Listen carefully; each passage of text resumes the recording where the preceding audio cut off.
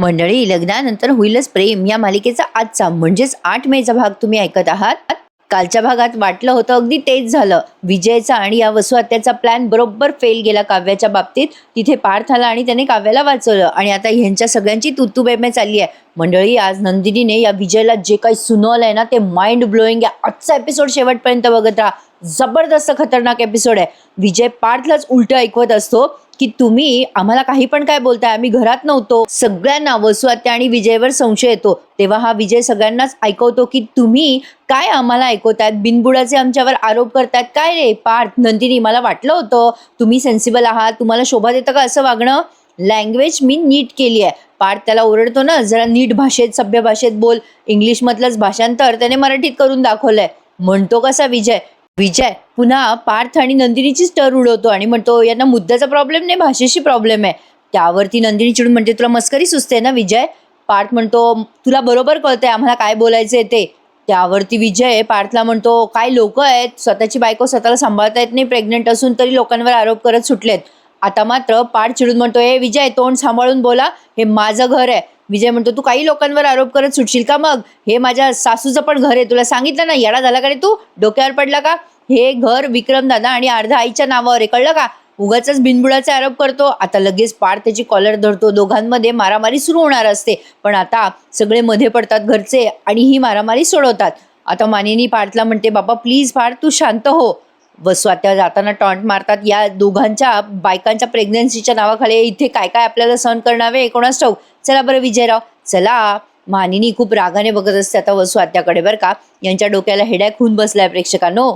आणि डोंट वरी, काव्या अधूनमधून आपल्याला दाखवली आहे प्रेक्षकांनो. जे जे आपल्या काव्याचे फॅन आहेत ना त्यांना सांगते, आज आपल्या काव्याचं लग्न आहे बरं का. म्हणजे ज्ञानदाचं आज लग्न आहे. काल सीमंती पूजन पार पडलंय. तुम्ही सोशल मीडियावर व्हिडिओ बघत आहात का, नक्की बघा. छान व्हिडिओ आउट होत आहेत तिच्या लग्नाचे. तर असो, आता विजय निघून गेल्यावर पार्थ चिडचिड करत म्हणत असतो कधी या विजयला कॉलर पकडून बाहेर काढून असं झालंय. आता मानिनी म्हणते जाऊ दे, कुठे नादी लागतो त्यांच्या, शांत हो. आता मानिनी नंदिनीशी बोलायला जाते. अगं बाई नंदिनी, मी ना गुरुजींकडे जाऊन आले ग बाई. मग नंदिनी विचारते काय म्हणाले गुरुजी, ठीक आहे ना सगळं.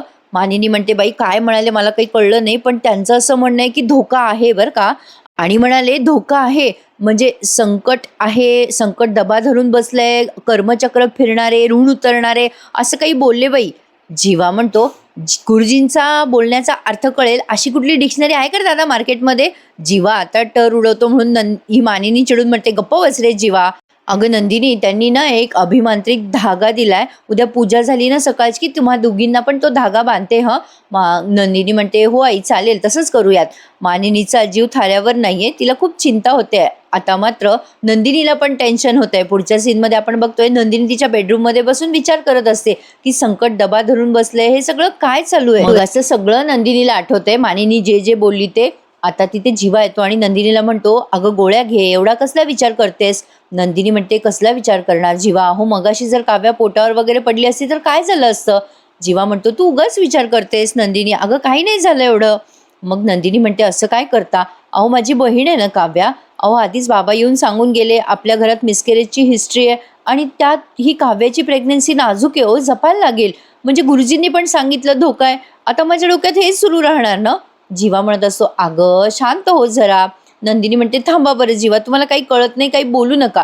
अहो तुम्हाला माहिती आहे का, त्या दिवशी आम्ही हॉस्पिटलमध्ये गेलो होतो, त्या दिवशी काय अवस्था झाली होती काव्याची. एका बाईचं मिसकॅरेज बघून काव्या पण खूप पॅनिक झाली होती. हे सगळं तिच्या बाबतीत होऊ नये ना अहो जीवा. जीवा म्हणतो अगं बाई नंदिनी, पण ते झालं नाहीये ना, तू किती विचार करतेस. नंदिनी म्हणते अहो पण होणार होतं ना. आज काव्याच्या जीवावर बेतेल असा प्रयत्न मुद्दाम करण्यात आलाय.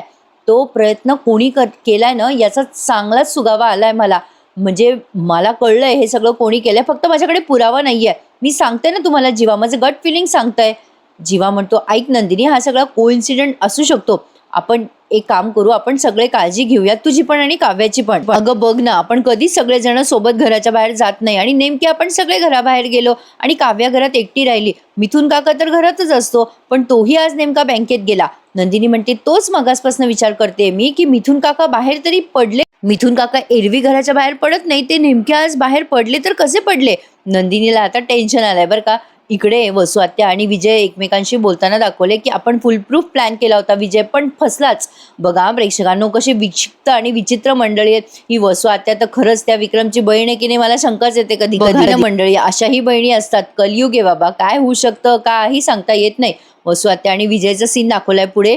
वसू आत्या म्हणत असतात एवढा सगळा प्लॅन केला पण काहीही प्लॅन झाला नाही, ती आगाऊ कव्या वाचलीच. विजय म्हणतो हो ना, माझा सगळा प्लॅन फेल झाला, पण चला मंडळी माझा अंदाज बरोबर निघाला होता आणि काही दाखवलं नाही त्यांनी काल, आणि त्यातनं एवढा उशिरा एपिसोड पाठवला बघा की विचारूच नका. वसू आत्या म्हणत असतात विजयला, काय तुम्ही पण विजयराव एवढे नेटवर्क जामर आणले, मिथुनला पैसे दिले पण त्याचा काही उपयोग झाला नाही बरं का. नाही नाही, आता माझी रम्या आली ना मगच काहीतरी घडेल. लगेच विजय चिडतो आणि म्हणतो काय, रम्या आली काहीतरी घडेल म्हणजे मी काही रिकामा बसलोय का इथे? नाही नाही, एक मिनिट, माझी कामं नाहीये का? माझं बिझनेस ऑफिस सोडून मी तुमची खानदानी दुश्मनी सिंगावर घेऊन फिरतोय काय? रम्याला आणि तुला रिस्पेक्ट मिळवून देण्यासाठी मी हे सगळं करतोय ना? तुम्ही रम्या रम्या करताय. ती आली ना तर तिला धड चालायला सांगा, नेहमी धडपडत असते ती नॉनसेन्स. लगेच वसू आत्या त्याच्याकडे बघायला लागतात बरं का, काय हे याचं रूप. आता लगेच विजय स्वतःला सावरतो आणि म्हणतो अरे तुमची गंमत केली मी, सॉरी सॉरी सॉरी. लगेच वसू आत्या म्हणतात अहो काय विजयराव. विजय म्हणतो अहो राग आला होता ना मला, त्याच्यामुळे रागारागात मी तुमच्यावर तो राग काढला, सॉरी सॉरी सॉरी. लगेच वसू आत्या म्हणतात घाबरले ना मी, अहो विजयराव काय तुम्ही पण. लगेच आता विजय म्हणतो सॉरी सॉरी बरं का, मी पण सॉरी. लगेच वसू आत्या म्हणतात नाही बरोबर आहे तुमचं विजयराव, तुम्ही काही रिकामटेकडे नाहीये, पण रम्या इथे नाहीये ना विजयराव, त्यामुळे ना मला तिची आठवण येते. पण तुम्ही आहात ना इथे माझ्यासोबत, बरोबर ना? पण हो विजयराव, आपल्याला हे मिशन पूर्ण करायचं आहे बरं का, नक्की ना? विजय लगेच त्यांच्या हातात हात देऊन म्हणतो हो नक्की.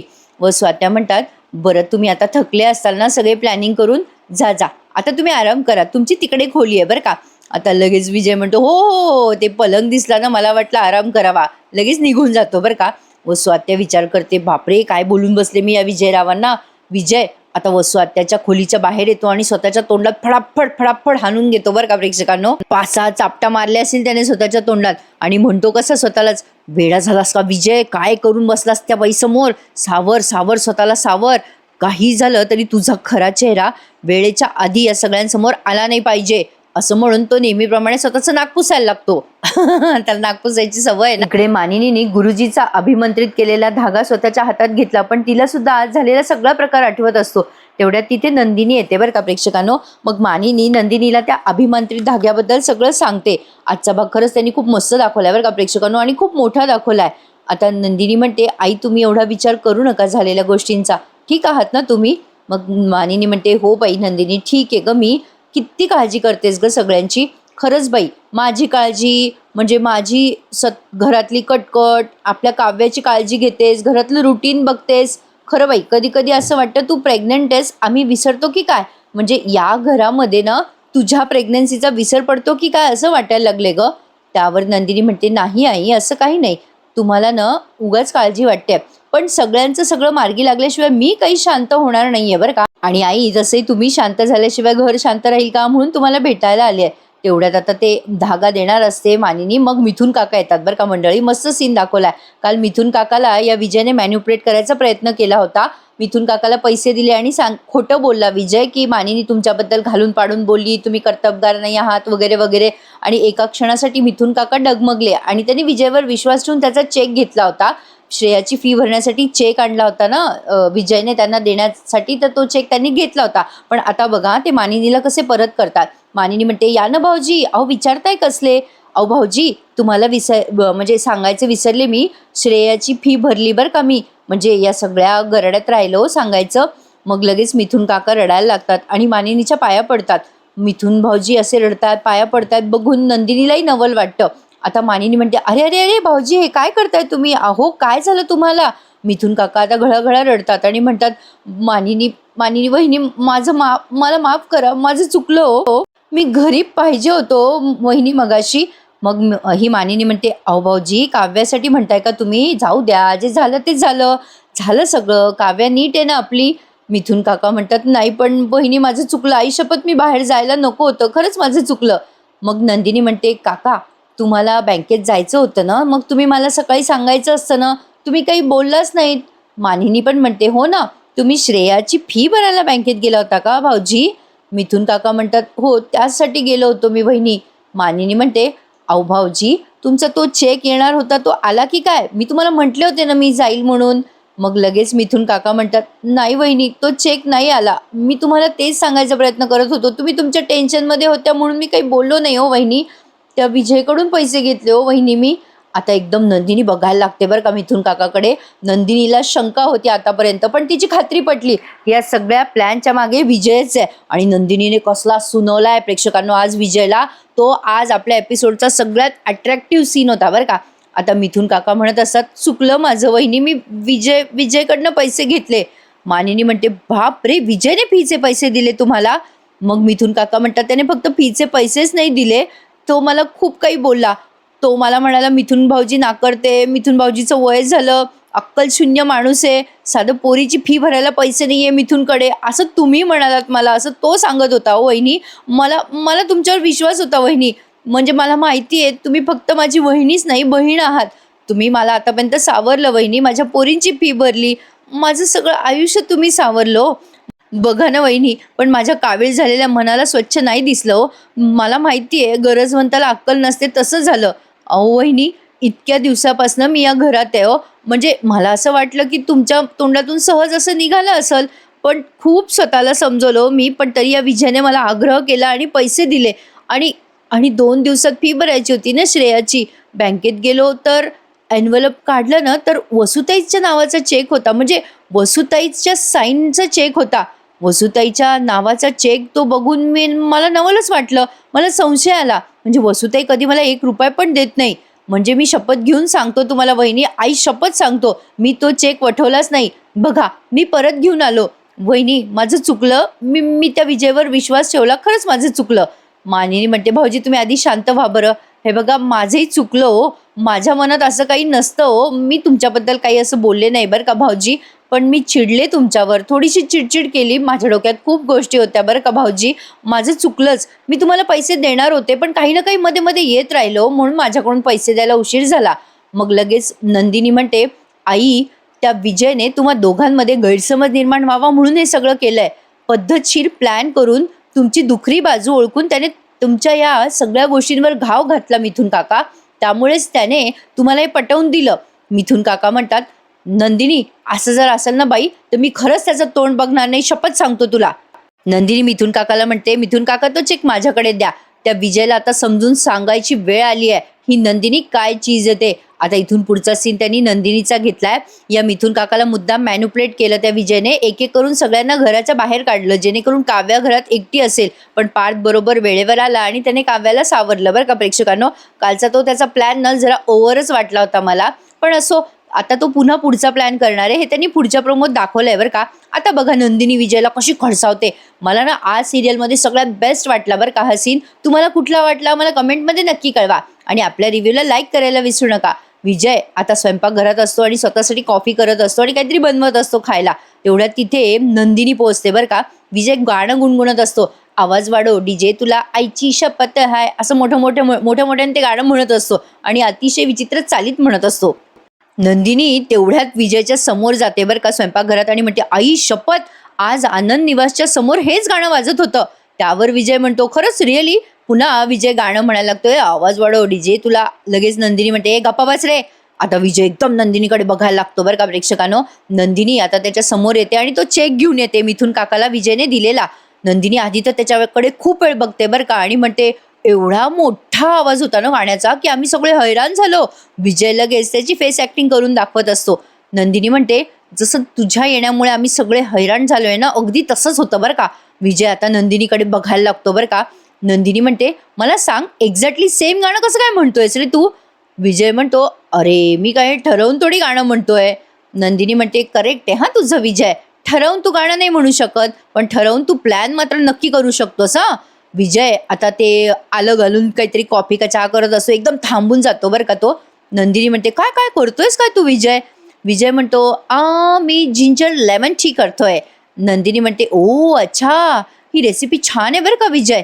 वेळ पडली ना कधीतरी तर पिळायला आणि ठेचायला मला पण आवडेल बरं का विजय.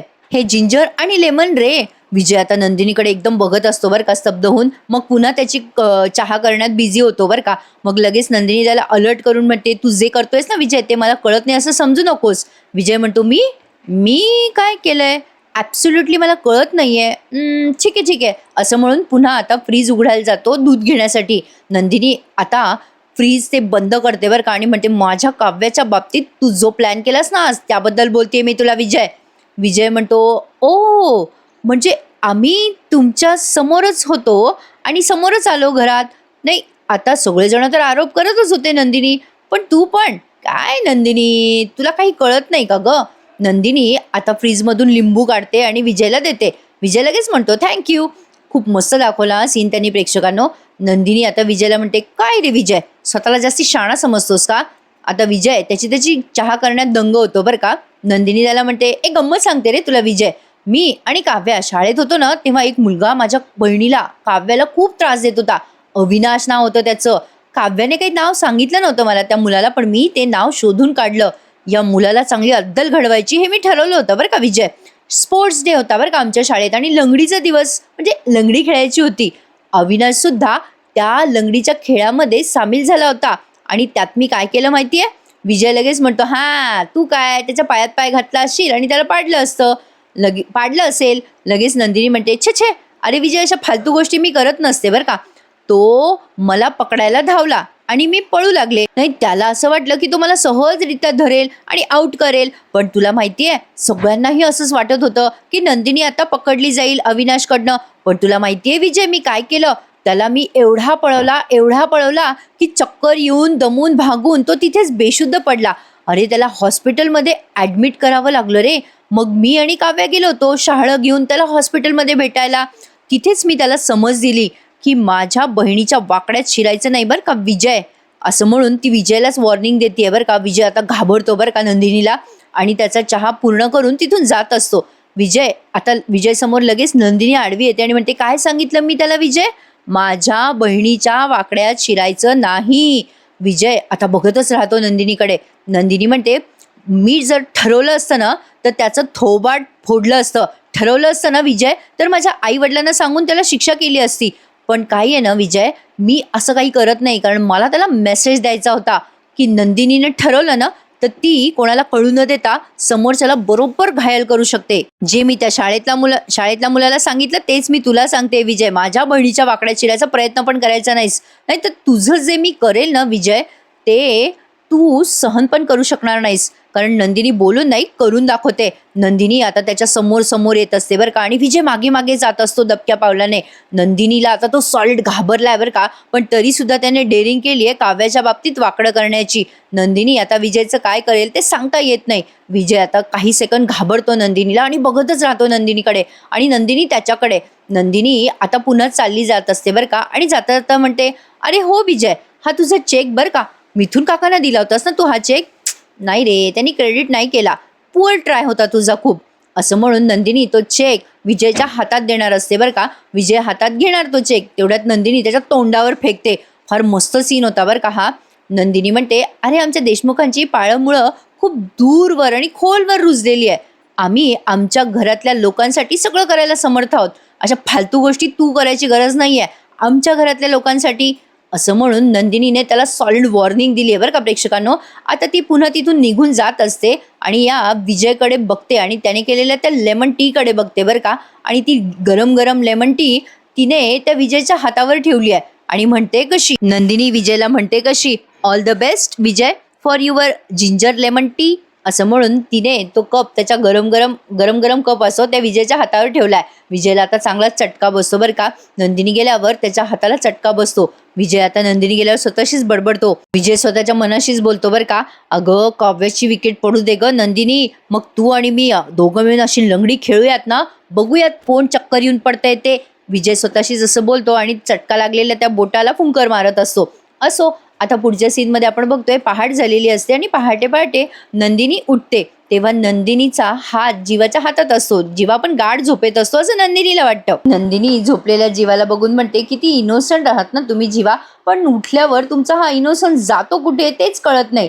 आता जीवा लगेच मोठ्याने हसून उठतो बरं का. नंदिनी म्हणते, काय जीवा, माझीच ट्रिक माझ्यावर वापरताय तुम्ही? जीवा म्हणतो, काय करणार नंदिनी, गुड मॉर्निंग, असं म्हणून तो तिला गुड मॉर्निंग म्हणतोय. आता नंदिनीला तो म्हणतो, ऐक ना नंदिनी, मी एक विचारू का? नंदिनी म्हणते, 2 विचारा, एक कशाला? मग जीवा म्हणतो, आपल्यात सगळं नॉर्मल चालू आहे ना नंदिनी? नंदिनी म्हणते, हे काय मध्येच आता? जीवा म्हणतो, अगं तसं नाही ग, जस्ट डोक्यामध्ये थॉट आला, सगळं काही सिम्पल सोबर चालू आहे ना आपल्यात, म्हणजे काही ड्रामा नाही, काही उत्सुकता नाही. नंदिनी म्हणते, तुम्ही काहीही बोलताय हं, जीवा. जीवा म्हणतो, अगं तू बायको आहेस तर काही खुसपटं नको काढूस. अगं मला असं म्हणायचं आहे, अगं काही थ्रिल नाही आहे गं आपल्या लाईफमध्ये. म्हणजे बघ ना, अगं मी ऑफिसला जातो, तू तुझ्या आनंद निवासमध्ये जाते, म्हणजे असं एकदम बोरिंग बोरिंग सिम्पल आयुष्य चाललंय गं, असं नाही वाटत आहे तुला? नंदिनी म्हणते, असं काय करतात तुम्ही जीवा? तुम्ही मला सरप्राईज दिलं ना काही दिवसापूर्वी, ते किती ॲडव्हेंचरस होतं. जीवा म्हणतो, अगं काही दिवसापूर्वी मला सरप्राईज द्यायला रोज आवडतं. आधी कसं, मी येणार आहे घ्यायला आणि लवकर ये बाहेर, आज नको विचारू डाऊट. नंदिनी म्हणते, काही काय जीवा, अहो मला आता असं डाव्या कुशीवर झोपावं लागतं, बाळ होईपर्यंत असंच झोपावं लागणार आहे मला. जीवा म्हणतो, अगं माझी बाई ती किती काळजी घेते, पण पहिलं बाळ झाल्यावर आपण दुसऱ्या बाळासाठी लगेच प्रयत्न करूयात. लगेच नंदिनी म्हणते, जीवा चुप बसा, काय चाललंय तुमचं चावटपणा सकाळी सकाळी, एक बाळ तर होऊ द्या ना आधी. मग जीवा म्हणतो, अरे नाही नाही असं नसतं, दुसरं पण बाळ हवंय. मग त्या दोघांचा असा गंमत जम्मत वाद सुरू असतो. तेवढ्यात अलाराम होतो बरं का, आणि अलाराममध्ये 7 वाजलेले असतात. नंदिनी म्हणते, बाप रे किती वाजले बघा, लवकर आवरा, ऑफिसला जायचंय. जीवा म्हणतो, अय मी नाही जाणार आहे आज ऑफिसला, विसरलीस का? अगं आज आई तुला आणि काव्याला गुरुजींकडे नेणार आहे, ते सुरक्षा कवच का काय ते बांधायला. आणि आता जीवा पुन्हा काहीतरी गंमत करतो बरं का, आणि म्हणतो, चला बाबा आता आवरावं लागेल. मग नंदिनी म्हणते, जीवा तुम्ही ना सकाळी सकाळी इतकी मस्करी करता ना, सगळा वेळ जातो माझा त्याच्यातच. मग जीवा तिला मिठी मारतो आणि मग हे उठून त्यांच्या त्यांच्या कामाला लागते. पुढच्या सीनमध्ये आपण बघतोय, मानिनीने तो अभिमंत्रित धागा नंदिनी आणि काव्या दोघींच्याही हातावर बांधलाय, आणि तो धागा बांधताना ती म्हणत असते, इडापिडा टळो आणि माझ्या लेकीचे वंशज सुखाने फळो, असं काहीतरी ती म्हणत असते आणि तो धागा बांधत असते. आणि म्हणते, अगं पोरीनो, तुम्हाला वाटत असेल मी खूपच काळजी करते, किती बोलते, पण खरं सांगू का पोरीनो, आजूबाजूला ह्या असं बघितलं ना गं की काळजी वाटते. अनुभव आहे गं पोरीनो, म्हणून सांगते, काळजी घ्या या दिवसात. नंदिनी म्हणते, हो आई काळजी घेतो, पण मला आज आनंद निवासला जावं लागेल हं. मग काव्या म्हणते, हो ताई मला पण क्लासला जावं लागेल गं, आज महत्त्वाचं लेक्चर आहे. मानिनी म्हणते, बरं पोरीनो जा तुम्ही, मी घरात डांबून नाही ठेवत आहे तुम्हाला, पण जायचं असेल तर एक अट आहे. पोरीनो माझं ऐकायचं बरं का, इथून पुढे तुम्हाला सोडायला पिकअप करायला एक ड्रायव्हर तुमच्या सोबत असणार आहे, नाही म्हणायचं नाहीये. थांबा जरा, राजा दादा या बरं. तेवढ्यात आता एक नवीन ड्रायव्हर काका विक्रमने अपॉइंट केलेत काव्या आणि नंदिनीसाठी. मानिनी म्हणते, राजा दादा हे बघा, या काव्या मॅडम आणि या नंदिनी मॅडम, या दोघींची तुम्ही काळजी घ्यायची बरं का. ते राजा दादा म्हणतात, हो ताई मी दोघींचे नंबर पण घेऊन ठेवलेत, साहेबांनी मला सांगितलंय सगळं. मग लगेच नंदिनी म्हणते, चल काव्या निघायचं ना? काव्या म्हणते, ताई तू पुढे हो, मला निघायला तासभर आहे अजून. मग नंदिनी म्हणते, काका मला सोडाल का तुम्ही आधी? मग ते ड्रायव्हर काका म्हणतात, हो चला. मग नंदिनी निघाली आहे बरं का आनंद निवासला जाण्यासाठी. मानिनी पण देवाला नमस्कार करते आणि तिच्या कामाला निघून जाते. आता इथे वसू आत्या मानिनी जाताना मनाशीच बोलतात. वसू आत्या या दोघींचं तिघींचं बोलणं ऐकत असतात आणि म्हणत असतात, नजर तर लागणार आहे ग मानिनी, सॉरी काव्याला नाही ग, काव्याच्या बाळाला. आता पुढच्या प्रोमोत आपण बघतोय प्रेक्षकांनो, काव्या जात असते कॉलेजला आणि इकडे या नंदिनीच्या आईचा फोन येतो नंदिनीला, बाई काहीतरी होणार आहे ग, तुमच्या दोघींची निगडीत आहे असं वाटतंय मला. मानिनी म्हणत असते, काव्या हा काळा धागा नीट ठेव बरं का. पण तो धागा काव्याकडनं घरातच पडून जातो आणि काव्या बाहेर जाते आणि नंतर विजय काव्याला त्याच्या कारने धडक देतो बरं का. त्यामुळे काव्य पडली असं त्यांनी भासवलंय बरं का. पण नेमकं काय होईल हे आपल्याला पुढच्या भागातच कळणार आहे. बघूयात येणारे भाग कसे असतील. सध्या मालिका जरा जास्तीच ताणतायत बरं का प्रेक्षकांनो, आणि नेमकं मालिकेत काय दाखवायचे ते कळत नाही. पण काही सीन चांगले वाटतात, ते बघायला चांगले वाटतात, म्हणजे छान दाखवले की चांगलेच वाटतात ना. असो, तर आता उद्याच्या भागात बघूया नेमकं काय घडतंय. तोपर्यंत आपल्या या चॅनलला लाईक, शेअर आणि सबस्क्राईब करायला विसरू नका. आणि हो, TTMचा एपिसोड अजून आला नाहीये, आला की लगेच देईल बरं का. चला तर मग उद्या भेटूयात पुन्हा एकदा. तोपर्यंत टेक केअर, धन्यवाद.